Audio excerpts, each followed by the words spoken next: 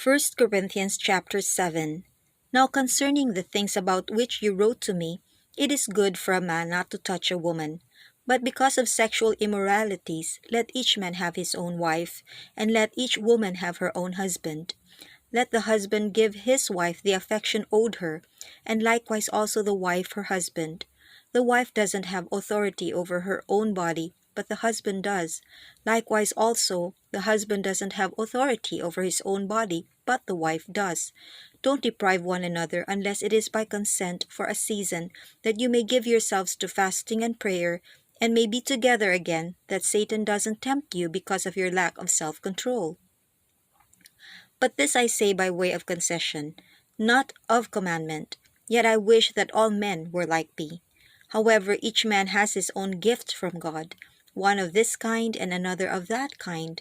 But I say to the unmarried and to widows, it is good for them if they remain even as I am.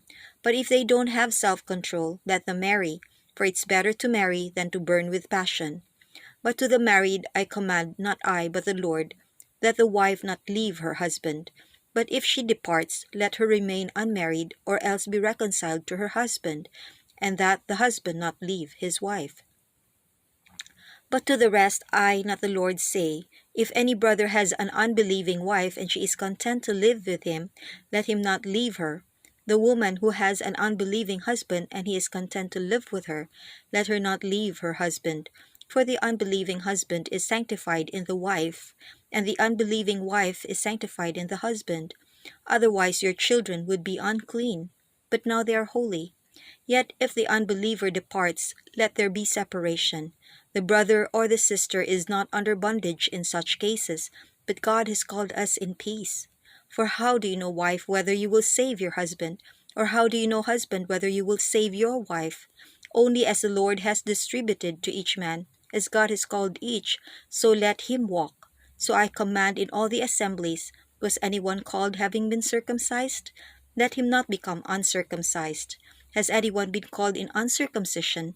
Let him not be circumcised. Circumcision is nothing, and uncircumcision is nothing, but what matters is keeping God's commandments. Let each man stay in that calling in which he was called. Were you called being a bondservant?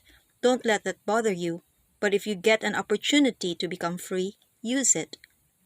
For he who was called in the Lord being a bondservant is the Lord's free man. Likewise, he who was called being free in Christ's bondservant. You were bought with a price. Don't become bondservants of men. Brothers, let each man, in whatever condition he was called, stay in that condition with God. Now concerning virgins, I have no commandment from the Lord, but I give my judgment as one who has obtained mercy from the Lord to be trustworthy. Therefore I think that because of the distress that is on us, it's good for a man to remain as he is. Are you bound to a wife? Don't seek to be freed. Are you free from a wife? Don't seek a wife. But if you marry, you have not sinned. If a virgin marries, she has not sinned, yet such will have oppression in the flesh, and I want to spare you. But I say this, brothers, the time is short.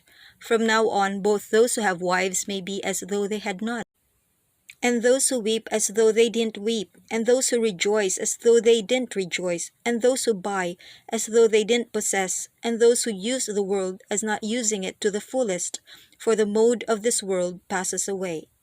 But I desire to have you to be free from cares. He who is unmarried is concerned for the things of the Lord, how he may please the Lord.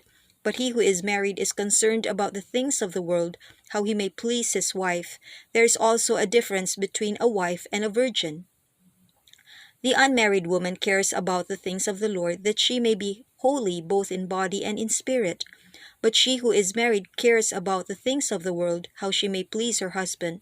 This I say for your own benefit, not that I may ensnare you, but for that which is appropriate, and that you may attend to the Lord without distractions.